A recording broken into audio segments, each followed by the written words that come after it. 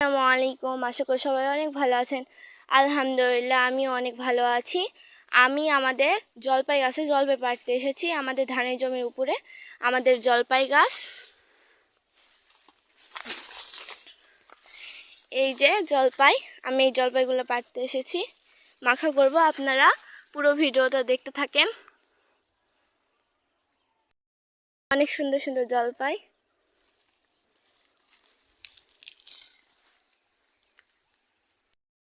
এবার আমি জলপাইগুলো ভালো করে ধুয়ে নেব।